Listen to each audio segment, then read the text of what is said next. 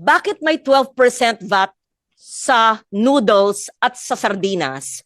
12% VAT din ang sa imported na mga bag na 100 or 200,000. It does not make sense.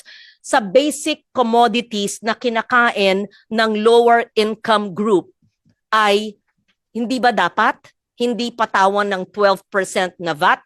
Subukan natin sa panahon ng krisis at i-compute natin yung mawawala. Sasabihin na naman nyo, malaking mawawala.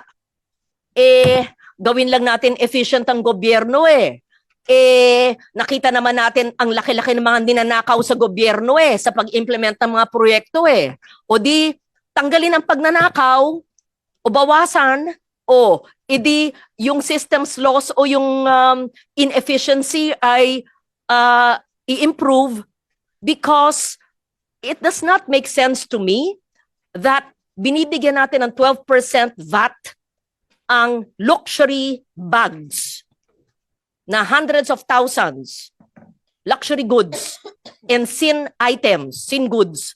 Pero ang sardinas at noodles na mura ay may 12% VAT pa rin. Example, hanggang sa gamot, yung over-the-counter medicines, paracetamol. Yung 50 pesos, isang banig ng paracetamol, magiging 45. Sabi na, 5 piso lang yan. Pero malaking bagay 5 piso. Isang benda na 60 pesos ang halaga magiging 54 pesos. So, just the over-the-counter basic meds and the goods na usually kinakain ng mabilisan. I leave that to NEDA, SEC, Balisakan. Alam kong sasabihin na naman ng DOF, nandyan kayo, aray. Pero sa panahon ng krisis, paano? Kasi yun ang gusto po namin makita.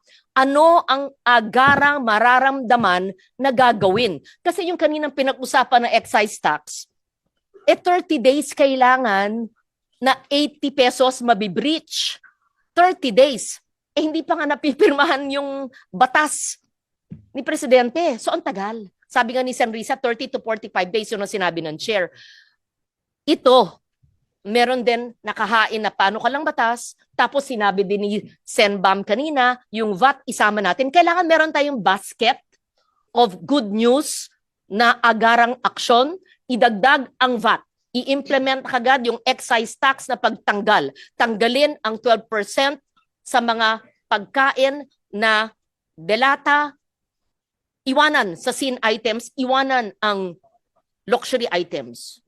I just want to put that on the table. Thank you, Mr. Chair.